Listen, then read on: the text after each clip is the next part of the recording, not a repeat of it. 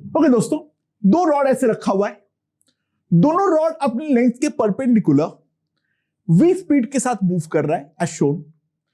उन दोनों के बीच का एंगल जो है वो है अल्फा।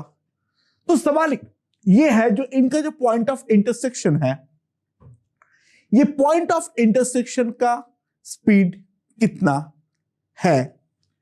ये दोनों के v है और ये कोई पॉइंट ऑफ इंटरसेक्शन जो है वो कोई हिंज नहीं है, दोनों रॉड आपस में फ्रीली मूवेबल है।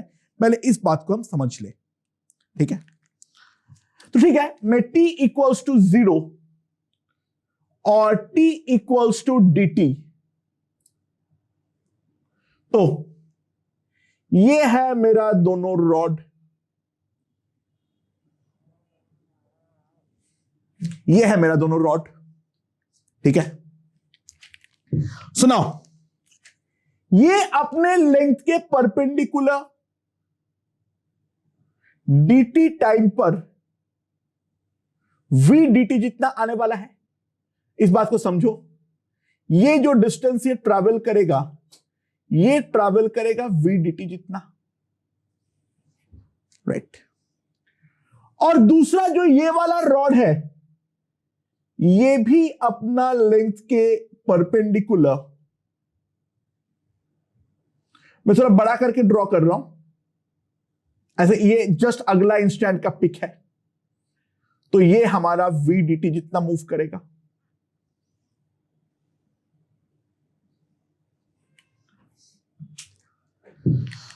अगर हम ध्यान दें, जो हमारा इनिशियल पॉइंट ऑफ इंटरसेक्शन था वो यहां पर था, और जो फाइनल पॉइंट ऑफ इंटरसेक्शन आया है वो मेरा यहां पर आया है, राइट। और इन दोनों के बीच का जो डिस्टेंस है वो है distance travelled by this particular point of intersection. और इसको अगर मैं dt से डिवाइड करूंगा तो मेरे पास स्पीड जो है वो आ जाएगी आसानी से। अगर मैं एंगल के बारे में बात करूं, ध्यान देना, क्योंकि दोनों का स्पीड इक्वल है तो ये वाला लाइन सिमेट्रिकली डिवाइड करेगा। ये वाला एंगल डेफिनेटली आ जाएगा मेरे पास अल्फा बाई 2, ये वाला लेंथ डेफिनेटली मेरे पास आ जाएगा अल्फा बाई 2। एंड नाउ ध्यान देना, यहां से अगर मैं इसके ऊपर परपेंडिकुलर ड्रॉप करता हूं, वो लेंथ जो है वो है मेरा VDT। अगर मैं ये वाले पॉइंट से, नया पॉइंट ऑफ इंटरसेक्शन से पिछले वाले पे ड्रॉप करता हूं, तो साफ साफ ध्यान दो, ये वाला लेंथ जो है that is equals to VDT। Now this angle is alpha by 2, ये वाला लेंथ को मैं बोल देता हूं dx, ठीक है। तो सिंपल सी बात है, VDT by dx that must be equals to sin alpha by 2, right. तो मेरे पास आ जाएगा dx equals to VDT divided by sin alpha by 2। तो मेरे पास क्या आ जाएगा, dx is equals to v cosec alpha by 2 into dt, and dx by dt is nothing but the velocity of point of intersection। तो velocity of the point of intersection that is equals to dx by dt, and that will be equals to v cosec alpha by 2। तो ये हो जाएगा हमारा point of intersection का velocity. It's a pretty simple question. अगर हम इसका figure draw कर ले, हाँ, अगर हम फिगर नहीं ड्रॉ करेंगे, हम और कोई तरीका अपनाने का ट्राई करेंगे, this question is going to be very very complicated, definitely गलत आंसर आ जाएगा इनफैक्ट, ठीक है। तो इसको सॉल्व करने का एक ही तरीका है, कोई भी एक इंस्टेंट और अगला इंस्टेंट में हम फिगर ड्रॉ करेंगे, और जैसे ही हम फिगर ड्रॉ करेंगे तो हमारे पास क्या आ जाएगा, ये वाला लेंथ आसानी से ज्योमेट्री से आ गई है, ठीक है। And this is pretty simple, ठीक है। तो अगला क्वेश्चन की ओर बढ़ते हैं।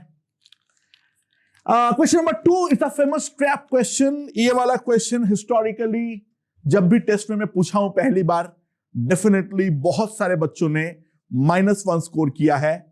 इसमें कॉमन मिस्टेक जो बच्चा करते हैं, पहले मैं वो कॉमन मिस्टेक के बारे में बात करता हूं, ठीक है, और फिर इसका ट्रू सॉल्यूशन हम देखेंगे. अच्छा, यहां पर 2 वेज है, राइट. ये वाला वेज इस तरफ 3v से जा रहा है और ये वाला वेज जो है वो 2v से जा रहा है. एक स्फेरिकल बॉल है, ये स्फेरिकल बॉल हमारा दोनों के साथ कांटेक्ट में है, तो ये स्फेरिकल बॉल का स्पीड कितना है, ये हमारा सवाल है. ठीक है. सो अक्सर जो सॉल्यूशन बच्चे लोग करते हैं इसमें, ठीक है, अक्सर जो सॉल्यूशन गलत बच्चे लोग देते हैं, पहले उस गलत सॉल्यूशन के बारे में बातचीत करते हैं. वो क्या है? ध्यान दो,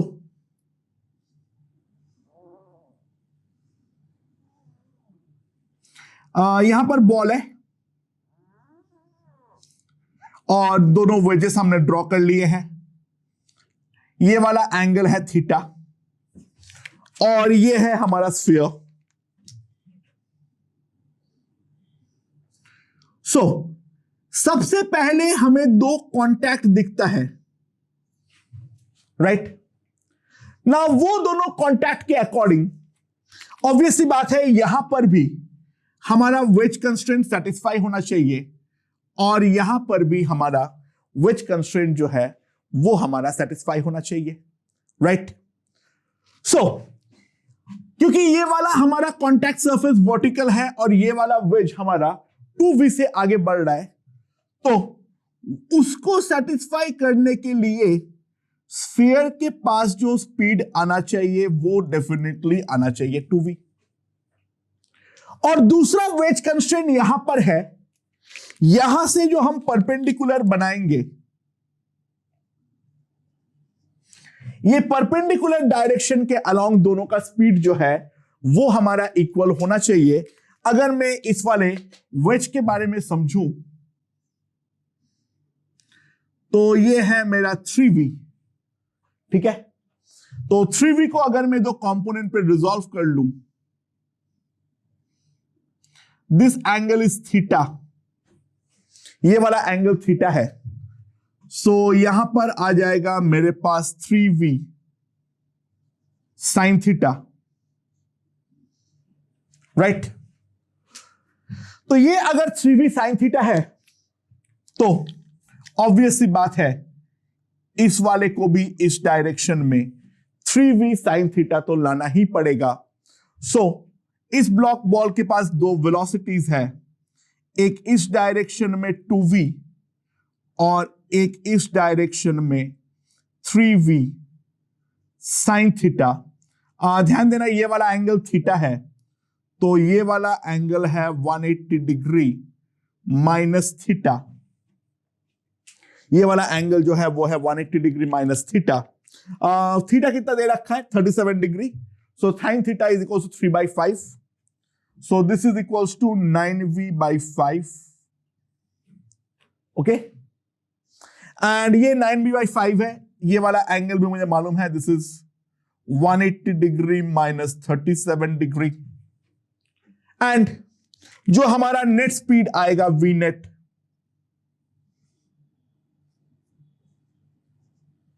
that is equals to under root 2v square plus 9v/5 का whole square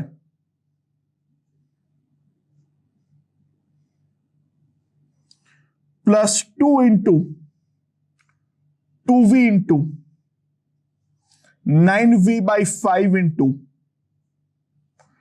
cos 180 minus 37, that can be written as minus cos 37.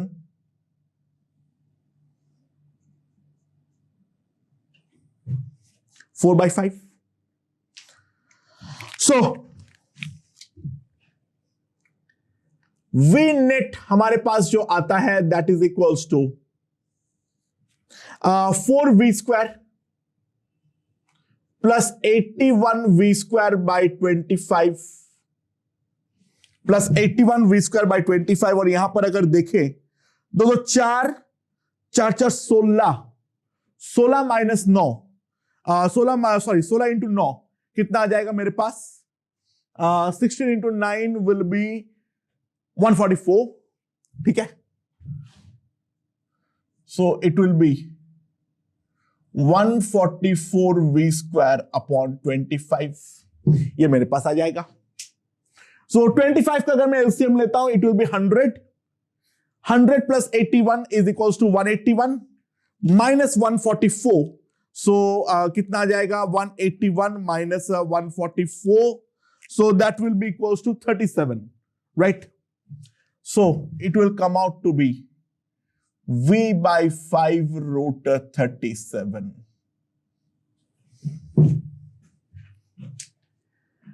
Okay, but this solution is absolutely wrong.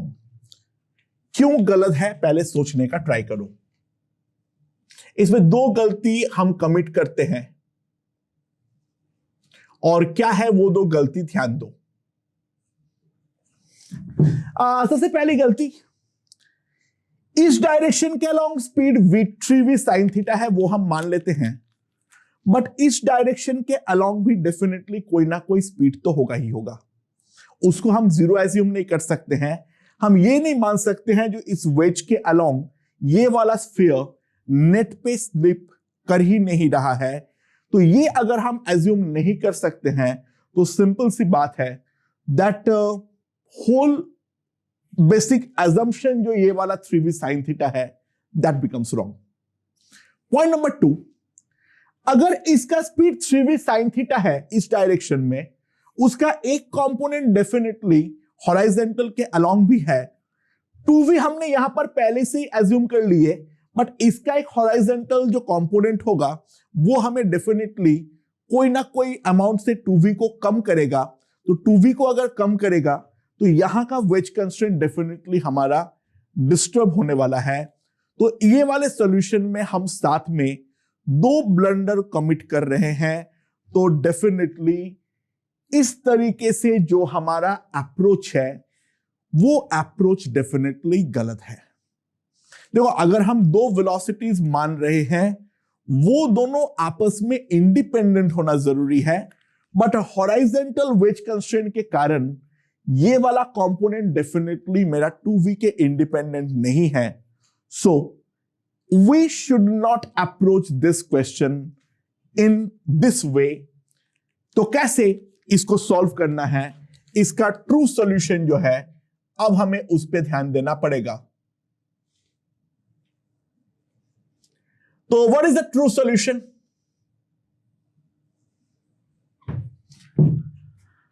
देखो, इंडिपेंडेंटली अगर हमें लेना है तो उसको लेने का केवल और केवल एक ही तरीका है। हम लोग इस डायरेक्शन में मान लेंगे v1 और ये वाला डायरेक्शन पे मान लेंगे v2, राइट? ना v1 और v2 डेफिनेटली इंडिपेंडेंट है। v2 का कोई भी वैल्यू v1 को डिस्टर्ब नहीं कर सकता है। सो ये अगर मेरा दीवार है तो ये वाले डायरेक्शन के अलोंग वेज कंस्ट्रेंट लगाते हुए मैं एक चीज डायरेक्टली लिख सकता हूं, जो मेरा v1 का वैल्यू है वो मेरा 2v के इक्वल होना तो पहली बात जरूरी है। v1 का जो वैल्यू है वो मेरा 2v होना जरूरी है, और दूसरा जो है वो हमारा इस डायरेक्शन में कंस्ट्रेंट है, राइट? यानी वेज जो है ये हमारा 37 डिग्री है, तो मैं इस वेज के परपेंडिकुलर डायरेक्शन का कंस्ट्रेंट अप्लाई कर रहा हूं। सो कैसे वो अप्लाई होगा? ये हमारा परपेंडिकुलर है, this is the perpendicular direction. ना ये वाले परपेंडिकुलर डायरेक्शन के अलोंग में v1 और v2 दोनों को रिजॉल्व कर लेता हूं। सो v1 को दो कंपोनेंट पे रिजॉल्व कर लो, like this and this. v1 को दो कंपोनेंट पे रिजॉल्व कर लो, लाइक दिस एंड दिस। ये वाला एंगल जो है अगर हम ध्यान दें, कौन सा वाला एंगल हमारा 37 डिग्रीज है? ये वाला एंगल हमारा 37 है, तो ये वाला एंगल अगर 37 है तो ये वाला एंगल भी हमारा 37 डिग्रीज है। ठीक है, ये वाला एंगल अगर 37 है तो ऑब्वियसली ये वाला एंगल भी हमारा 37 डिग्रीज है, right? am I right or wrong? Oh, sorry, I'm wrong. This is 53. Sorry. This is 53 degrees. Yeah. This angle is 37. Yeah.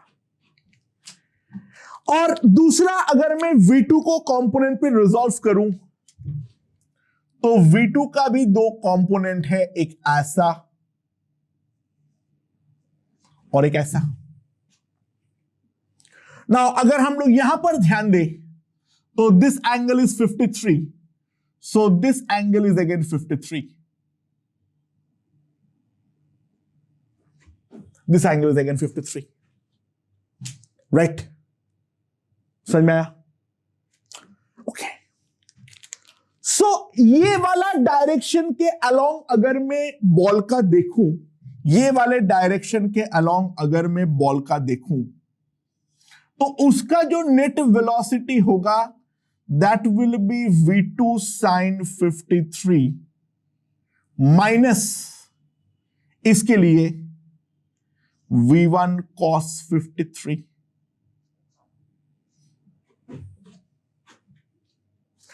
और इसका जो ये वाला कंपोनेंट है वो है हमारा 3v sin theta. So v2 sin 53 minus v1 cos 53, that must be equals to 3v sin theta. Theta is 37, so 3v into 3/5। ये मेरे पास रिलेशन आ जाएगा। सो ये वाले रिलेशन पे ध्यान देते हुए 5 काट दो, सो 4v2 is equals to 3v1 plus 9v, and v1 जो है that is equals to 2v, so this is equals to 6v, this is 15v, so v2 का वैल्यू आ जाएगा 15v/4। ये हो जाएगा मेरा v2 का वैल्यू। सो v1 का वैल्यू है 2v, v2 का वैल्यू है 15v/4। ठीक है, therefore v net जो आएगा that will be equals to under root v1 square plus v2 square, and that will be equals to 4v square plus 225v square by 16। ये मेरे पास आ जाएगा, right? And now if I compute 16 into 4 is 64, 225 plus 64 is 289, and 289 का root जो है वो है हमारा 17, so this will come out to be 17v/4, and this is the correct solution। तो हम जब भी दो वेरिएबल्स एज्यूम करेंगे वो दोनों आपस में एक दूसरे पे डिपेंडेंट नहीं होना चाहिए। अगर दो पॉइंट पे वेज कंस्ट्रेंट हमें लगाना है तो हम पहले से ही दोनों का अलग अलग वेज कंस्ट्रेंट करते हुए उन दोनों को वेक्टोरियली ऐड किसी भी हालात पर नहीं कर सकते हैं, right? I hope this point is understood. Okay दोस्तों, अब तीसरा क्वेश्चन देखते हैं क्या है। Let's see. यहां पर एक ऐसा ब्लॉक रखा हुआ है और उसके ऊपर से एक धागा पास कर रहा है, और यहां पर 3 ब्लॉक्स है। ये दोनों ब्लॉक जो है वो v1 और v3 से इस तरफ जा रहा है। तो पूछा गया है जो ये वाला ब्लॉक है उसका स्पीड v3 हमारा कितना होने वाला है, राइट? तो ये सवाल हमें पूछा गया है। सो ऑब्वियसली बात है, सबसे पहले हम जो मार्क करेंगे ऐसे क्वेश्चनों में, जो हमारा जो टेंशंस है उन सारे टेंशन को हम अलग अलग से मार्क कर ले। वो जो सारे के सारे टेंशंस है, इन टेंशंस को हम अलग अलग से मार्क कर ले, राइट? तो यहां पर अगर हम ध्यान दें इस वाले ब्लॉक के बारे में अगर बात करें, सो यहां पर एक धागे का टेंशन लगेगा T, यहां पर एक धागे का टेंशन लगेगा T, यहां पर एक धागे का टेंशन लगेगा T, और यहां पर एक धागे का टेंशन लगेगा T, राइट। एंड ये वाला टेंशन जो है वो यहां पर थीटा एंगल बनाएगा हॉरिजॉन्टल के साथ, और यहां पर जो टेंशन है वो हॉरिजॉन्टल के साथ फाई एंगल बनाएगा। और ये वाला ब्लॉक इस तरफ v2 स्पीड से आगे बढ़ रहा है। तो मुझे इसका पावर अगर लिखना हो तो ऑब्वियसली बात है, यहां पर t को हम दो कंपोनेंट पर रिजॉल्व कर लेंगे, और यहां पर भी जो t है इसको दो कंपोनेंट पर रिजॉल्व कर लेंगे। जो परपेंडिकुलर वाला कंपोनेंट है वो किसी काम का नहीं है, तो इसका जो पावर डिलीवर होगा P1, अगर हम ध्यान दें ये t और v2 सेम डायरेक्शन में, ये t और v2 ऑपोजिट डायरेक्शन में, ये t cos थीटा और v2 उल्टा, minus t cos theta into v2, और इस तरफ t cos फाई और v2 सेम डायरेक्शन में। तो ये है इस स्ट्रिंग का इस वाले ब्लॉक पे पावर। ये वाले ब्लॉक पे जो पावर होगा वो हमारा इतना होने वाला है।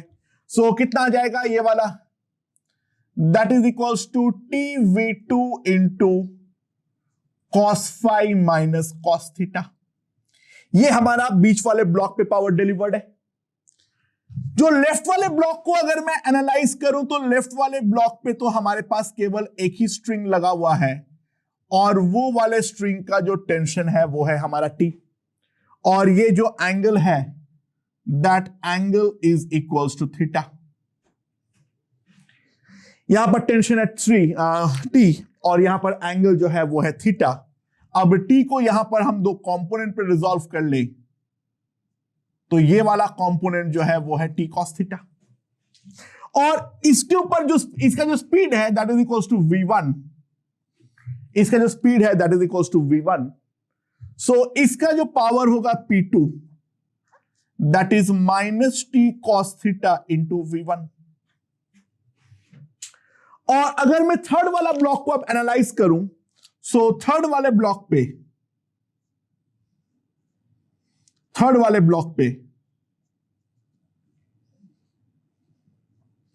यहां पर लग रहा है ऐसे इस तरीके से, सॉरी उल्टा लिख दिया, सॉरी यहां पर लग दिया टेंशन T, और यहां पर एंगल जो है that angle equals to phi.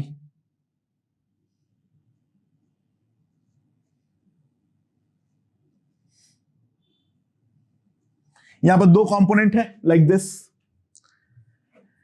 And यहां पर जो स्पीड है that speed is equals to v3। So इसका जो पावर होगा, नाउ अगेन टेंशन और v3 हमारा ऑपोजिट डायरेक्शन पे है, तो इसका जो पावर होगा minus t cos phi into v3। तो हमारे पास तीन पावर आ चुका है P1, P2 और P3, बट हम जानते हैं स्ट्रिंग जो टोटल पावर डेवलप करता है, डिलीवर करता है, that must be equals to 0। तो सिंपल सी बात है P1 plus P2 plus P3 that must be equals to 0. So tension तो काट दो, v2 cos phi minus v2 cos theta minus v1 cos theta minus v3 cos phi that must be equals to 0। तो मेरे पास v1, v2, v3 में relation अगर बनानी हो तो हम लिखेंगे v1 cos theta plus v3 cos phi plus v2 into cos theta minus cos phi that must be equals to 0। यह है हमारा v1, v2 और v3 के बीच में relation, a simple application of power theorem. So now let's move on to the fourth question. वो fourth question क्या बोलता है, ध्यान दो। एक ब्लॉक ए है और उसके ऊपर एक मोटर है। ये मोटर जो है वो स्ट्रिंग को अनवाइंड कर रहा है with the speed of v, right. And now ये धागा इस तरीके से कनेक्टेड है। यहां पर जो धागा है वो इस तरीके से गया है। ये ब्लॉक ए है, ये ब्लॉक बी है। तो हमें VA और VB के बीच में रिलेशन बनानी है, ठीक है। सो किस तरीके से बनाएंगे, सबसे पहले उसके बारे में देखते हैं। Now again, if we apply the power theorem, अगर हम ध्यान दें, ये है हमारा ब्लॉक A प्लस मोटर, ठीक है। सो मान लो ब्लॉक A जो है वो मेरा राइट की तरफ जाता है with the speed of VA। Block A जो है वो मेरा राइट की तरफ जाता है with the speed of VA, ठीक है। सो नाउ यहां पर जो टेंशन लग रहा है T, वो मेरा इस डायरेक्शन पे लग रहा है। टेंशन T जो है वो मेरा इस डायरेक्शन पे लग रहा है। और जो हमारा ब्लॉक B है, ये जो हमारा ब्लॉक B है, अगर हम ध्यान दें यहां पर टेंशन T हमने मार्क किए, तो यहां पर T, यहां पर T, तो ये वाले स्ट्रिंग पे जो टेंशन होना पड़ेगा दैट विल बी 2T। और यहां पर अगर 2T है तो पूरा स्ट्रिंग में ही जो टेंशन आएगा दैट विल बी 2T। तो मान लो ब्लॉक बी का जो वेलोसिटी है वो मेरा मान लो राइट की डायरेक्शन में जो है that is equals to VB, ठीक है। अच्छा, तो यहां पर टेंशन T है, इस तरफ जो वेलोसिटी है वो है VA। तो यहां का जो पावर है that is equals to T into VA। और यहां पे टेंशन 2T है और स्पीड है 2B, VB।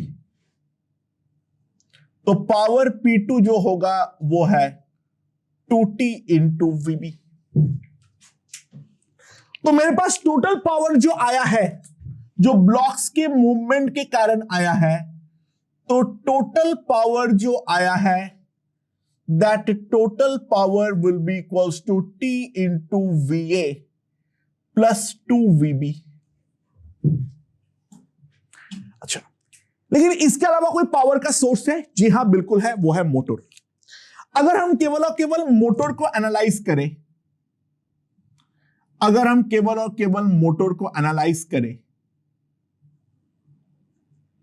तो यहां पर है T और इसके अगेंस्ट V स्पीड से हमारा धागा जो है वो अनविंड हो रहा है। So power in the motor, power in a motor जो टेंशन के अगेंस्ट हो रहा है that is -T into V, ठीक है। मतलब basically motor T into V जितना पावर दे रहा है और स्ट्रिंग का जो पावर है that is equals to -T into V, क्योंकि V स्पीड के साथ वहां पे धागा जो है वो हमारा अनविंड हो रहा है। तो इसका सिंपल मतलब ये है, जो विंड हो रहा है, तो इस सिंपल मतलब है स्पीड जो हमारा धागा है वो हमें लेफ्ट की तरफ खींचना पड़ेगा। जो अगर मैं टोटल पावर के बारे में बात करूं तो सिंपल सी बात है, T into VA plus 2VB minus T into V, that must be equals to 0. TT is cancelled, so we get VA plus 2VB, that must be equals to V. तो ये एक आसान सा क्वेश्चन है, I hope ये समझ में आया होगा, ठीक है। तो हमने और कुछ क्वेश्चंस देखते हैं अब इसके बाद, ठीक है। एंड इसमें वेरिएशंस बहुत ज्यादा नहीं होती है, ओके। जो जो वेरिएशंस हो सकते हैं वो सारे हम डिस्कस कर लेते हैं एक करके, राइट।